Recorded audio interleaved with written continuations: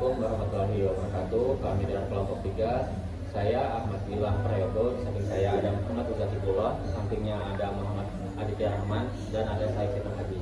Untuk mempersingkat waktu, kami akan membacakan materi pada hari ini, yaitu ada pengenalan resiko keamanan informasi. Resiko keamanan informasi yang didefinisikan sebagai kemungkinan adanya hasil yang tidak diinginkan akibat pelanggaran keamanan informasi oleh ancaman keamanan informasi. Mencakup segala tindakan yang tidak sah. Jadi jenis-jenis resiko semacam ini dapat dikelompokkan menjadi 4 kategori, yaitu yang pertama ada pengungkapan informasi yang tidak sah dan pencurian. Yang kedua ada penggunaan yang tidak sah. Yang ketiga ada penghancuran yang tidak sah dan gangguan layanan. Yang keempat ada modifikasi yang tidak sah. Lalu ada kontrol keamanan adalah tindakan yang dilakukan oleh suatu organisasi untuk membantu mengurangi risiko keamanan.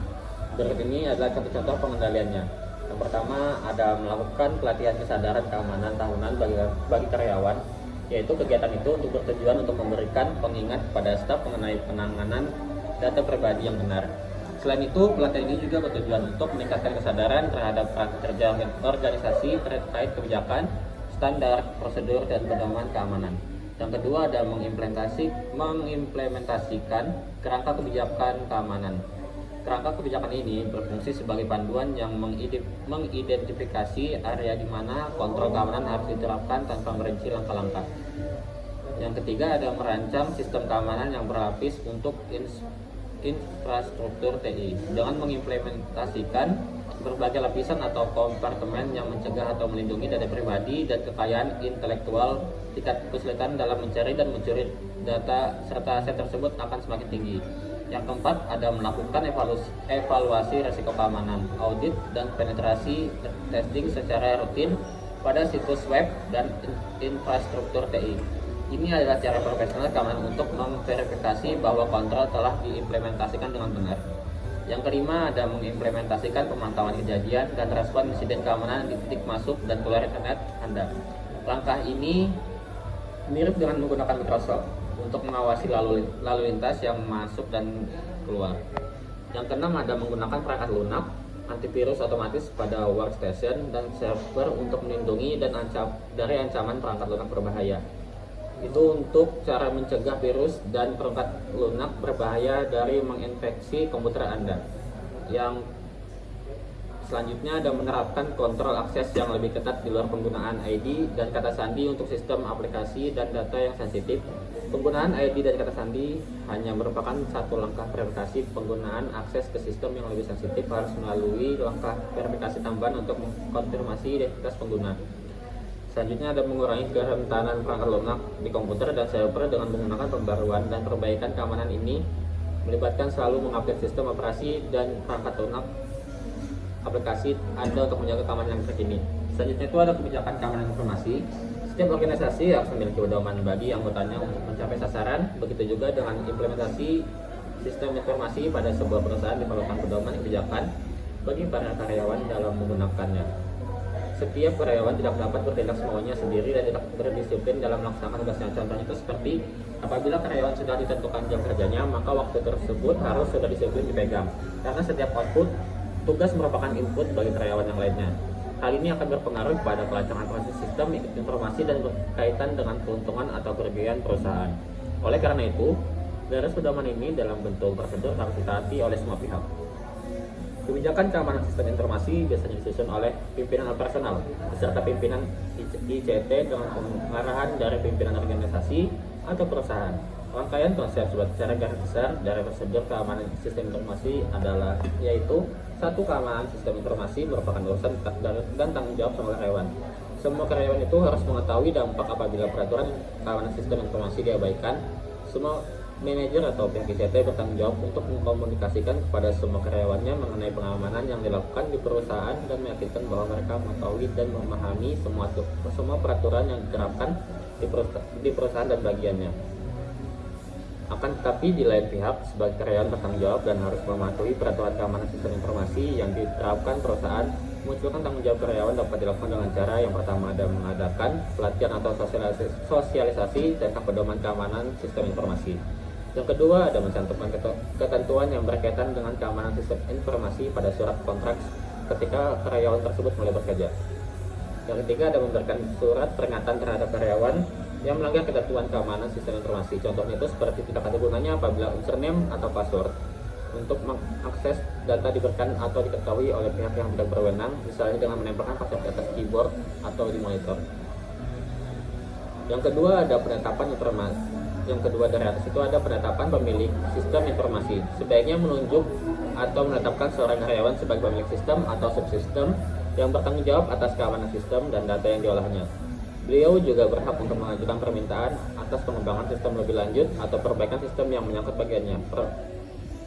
Personal ini merupakan kontak person dengan bagian ICT. Contohnya, perusahaan menunjuk seseorang dari salah satu divisi untuk dapat mengakses halaman backdoor website resmi perusahaan dan mengolah data yang ada di dalam website tersebut. Personal tersebut juga dapat mengajukan permintaan dan pengembangan sistem website apabila ditemukan kekurangan atau kelemahan. Yang ketiga, ada langkah keamanan harus sesuai dengan peraturan dan undang-undang. Tergantung bidang yang diketahui, perusahaan harus mematuhi undang-undang yang telah ditetapkan yang berkaitan dengan proteksi data, cyber law, dan hak cipta. Contohnya itu seperti sebuah bank harus mematuhi peraturan yang dilakukan oleh Bank Indonesia, misalnya berkaitan dengan sistem pengiriman uang atau perlindungan data nasabah. Yang keempat, antisipasi terhadap kesalahan. Dengan meningkatnya proses transaksi secara online dan real time yang terkoneksi ke dalam jaringan komputer, maka transaksi akan terlaksana dalam hitungan beberapa detik atau lebih cepat. Terus yang kelima, ada pengaksesan ke dalam sistem harus berdasarkan kebutuhan fungsi. Pengguna sistem harus disesuaikan dengan kebutuhan fungsi pengguna tersebut, dalam artian akses yang diberikan hanya dapat digunakan pada bagian-bagian sistem yang sesuai dengan fungsionalitas karyawan dalam perusahaan. Yang keenam, hanya data bisnis yang ditekuni perusahaan yang diperbolehkan untuk diproses di sistem komputer. Sistem komputer milik perusahaan serta jaringannya hanya diperbolehkan untuk dipakai demi kepentingan bisnis perusahaan. Yang ketujuh, ada pekerjaan yang dilakukan oleh pihak ketiga. Apabila terdapat pekerjaan yang diserahkan kepada pihak ketiga, maka perusahaan harus dilindungi oleh keamanan atas informasi perusahaan tersebut.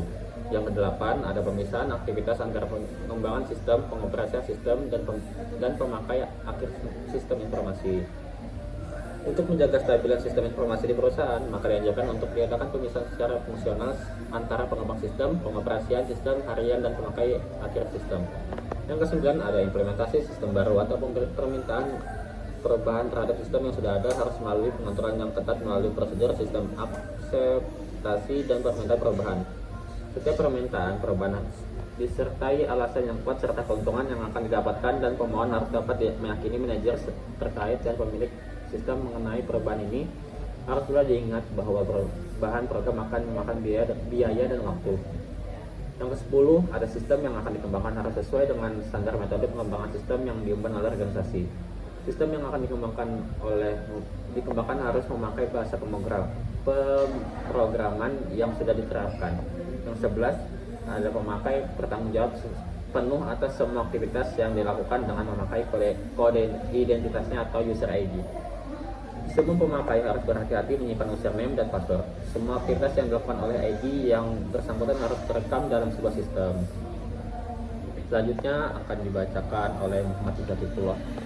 Baik, selanjutnya yaitu definisi risiko. Risiko adalah suatu umpan balik negatif yang timbul dari suatu kegiatan dengan tingkat probabilitas berbeda untuk setiap kegiatan. Pada dasarnya, risiko dari suatu kegiatan tidak dapat dihilangkan, akan tetapi dapat diperkecil dampaknya terhadap hasil suatu kegiatan. Selanjutnya itu ada manajemen risiko. Manajemen risiko merupakan sekumpulan proses dalam mengelola risiko yang timbul dalam sebuah kegiatan atau proyek. Adapun bentuk pengelolaan terhadap risiko adalah dengan cara mengidentifikasi atau menganalisis risiko yang akan timbul, lalu mengurangi, mencegah, atau bisa dikatakan sebagai proses mengupayakan berbagai tindakan preventif untuk meminimalisasi dampak negatif dari risiko yang ada. Selanjutnya yaitu ada risiko pada sistem informasi. Jadi merupakan kombinasi dari komponen kejadian yang menyangkut ancaman atau kelemahan dan dampak kelemahan sistem sebagai penunjang bisnis perusahaan yang dapat dimanfaatkan oleh pihak lain untuk menguasai sistem, dapat dimengerti sebagai vulnerability. Selanjutnya itu ada jenis impact yang menyangkut organisasi yang patut untuk dicermati pada saat menganalisis resiko. Yang pertama ada kerugian atas revenge, yang kedua kerugian atas modal organisasi, yang ketiga ada kerugian mengenai reputasi di pasar, yang keempat ada menghilangnya kesempatan bisnis, yang kelima ada kerugian di pasar modal, yang keenam kehilangan kepercayaan pelanggan, karyawan dan pemegang saham, yang ketujuh melanggar regulasi dan syarat-syarat hukum atau legal, dan yang ke-8 tercemarnya nama baik organisasi. Selanjutnya itu ada menanggulangi risiko tersebut dilakukan apa yang disebut counter measures yang dapat berupa yang pertama usaha untuk mengurangi threat, yang kedua usaha untuk mengurangi vulnerability, yang ketiga usaha untuk mengurangi impact, yang keempat mendeteksi kejadian yang tidak bersahabat, dan yang kelima kembali recover dari kejadian. Beberapa contoh risiko dalam proyek IT berdasarkan tipe ketidakpastian risiko. Yang pertama ada known, yang kedua ada known atau unknown, yang ketiga ada unknown. Selanjutnya itu ada manajemen risiko sistem informasi. Manajemen risiko sistem informasi merupakan cikal bakal pembuatan kebijakan keamanan sistem informasi pada setiap organisasi. Selanjutnya ada manajemen risiko sistem informasi melibatkan penentuan. Yang pertama ada apa yang harus diproteksi dan dikontrol oleh organisasi. Yang kedua ada apa yang dibutuhkan oleh untuk memproteksinya. Yang ketiga bagaimana cara memproteksi dan mengontrolnya. Dan yang keempat menentukan skala prioritas. Tujuan utama pada saat kegiatan manajemen risiko sistem informasi adalah mengidentifikasikan proteksi dan kontrol terhadap informasi. Manajemen risiko proyek juga dapat mengubah risiko menjadi kesempatan yang menguntungkan. Untuk dapat memudahkan pemahaman dari tujuan tersebut, kita lihat dari contoh risiko yang muncul pada proyek IT. Misalkan kita dapat melaksanakan proyek IT terkendala dengan pengadaan server yang terlalu rumit dan memerlukan biaya yang sangat tinggi. Selanjutnya ada PMBOK.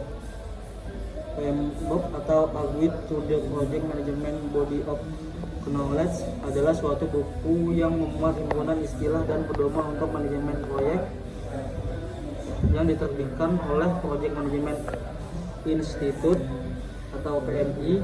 Edisi pertamanya diterbitkan pada tahun 1996 dan edisi keempatnya pada 31 Desember 2008. Jadi dalam PMBOK ini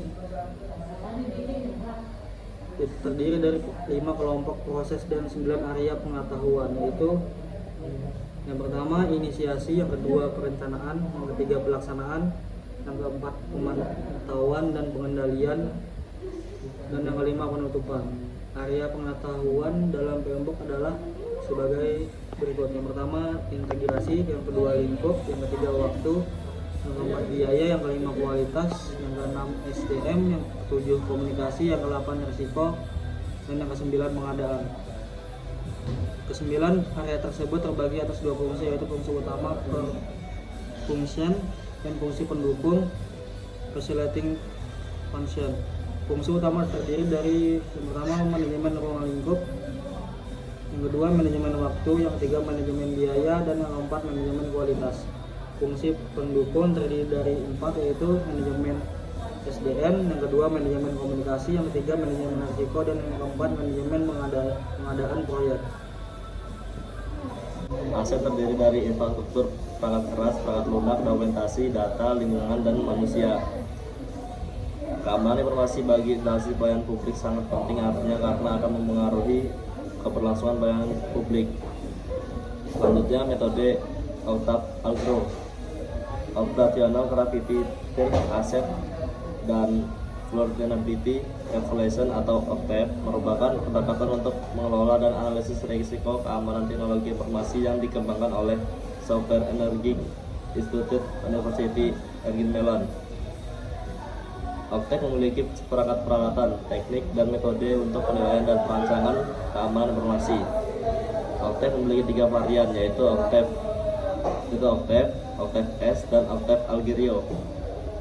Ketiga metode tersebut bukanlah untuk saling melengkapi atau mengganti sesuatu yang lain, namun untuk memenuhi kebutuhan sertifikat dari pengelola OTEP yang melakukan penilaian risiko. OTEP Agrio bertujuan untuk melakukan penilaian luas terhadap lingkungan risiko dalam suatu organisasi tanpa perlu pengetahuan yang luas dalam hal penilaian risiko. OTEP menggunakan pendekatan 3 tahap dengan menguji isu-isu organisasi dan teknologi terhadap penyelesaian masalah yang komprehensif berdasarkan kebutuhan keamanan informasi suatu organisasi. Metode OTEP-S seperti OTEP juga terdiri dari 3 tahap, namun pada metode OTEP-S, tahap-tahap ini dilakukan oleh tim analisis yang memiliki pengetahuan mendalam tentang perusahaan atau organisasi tersebut. OTEP Agrio bertujuan untuk melakukan penilaian risiko operasional yang komprehensif dalam suatu organisasi tanpa memerlukan pengetahuan yang dalam mengenai penilaian risiko secara umum. OTEP Agrio adalah kerangka kerja yang menggabungkan pendekatan OTEP dan direncanakan untuk melakukan penilaian risiko terhadap operasional suatu organisasi atau perusahaan. Tahap dalam metode merupakan salah satu contoh dari evaluasi yang sesuai dengan prinsip, atribut, dan hasil yang konsisten. Metode ini mampu menghasilkan profil risiko dengan atribut yang konsisten, sehingga dapat digunakan sebagai dasar untuk mengambil keputusan lanjutan. Tahapan keamanan perangkat lunak. Keamanan perangkat lunak merupakan hal yang nyata kesalahan dalam banyak pengembangan siklus perangkat lunak atau SDLC, seperti yang sudah dijelaskan sebelumnya, yaitu persyaratan spesifikasi, desain, scout kode bagi dari perangkat lunak yang menyebabkan vulnerability. Keamanan perangkat lunak menjadikan salah satu ancaman keamanan untuk perangkat seperti kesalahan persyaratan, kesalahan desain, kesalahan scout kode.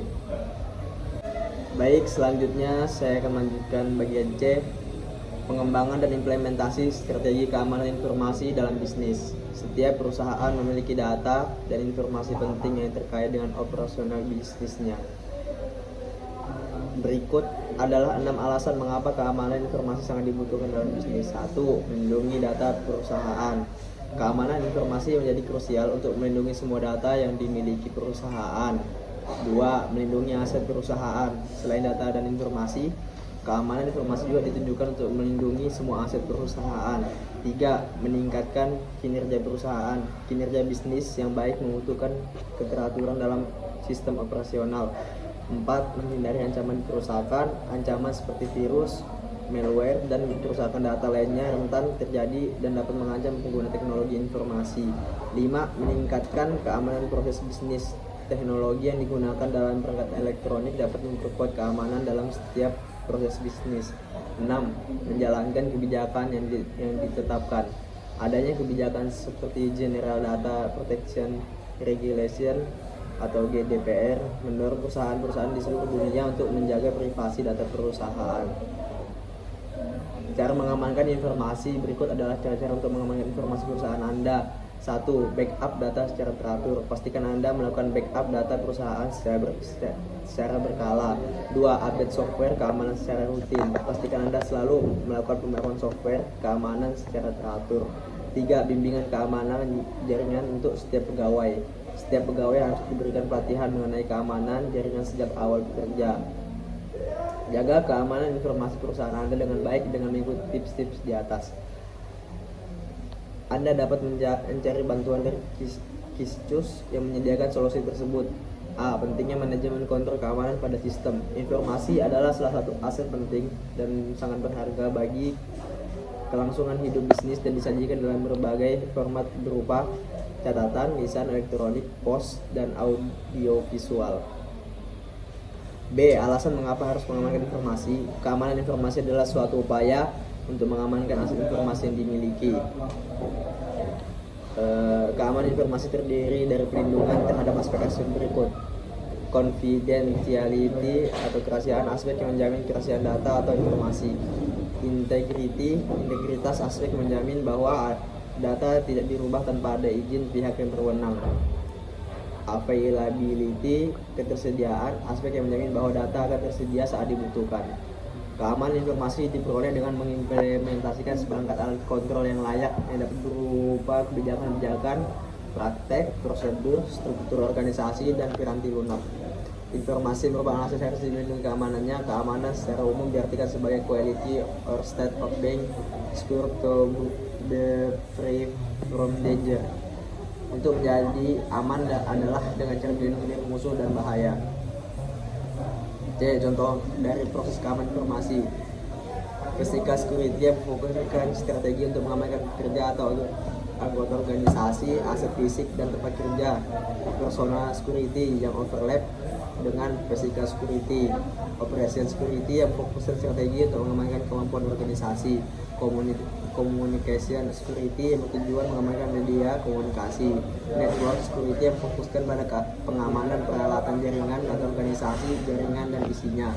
D. Data cara manajemen pengamanan informasi. Manajemen keamanan informasi memiliki tanggung jawab untuk program khusus, maka ada karakteristik khusus yang harus dimilikinya.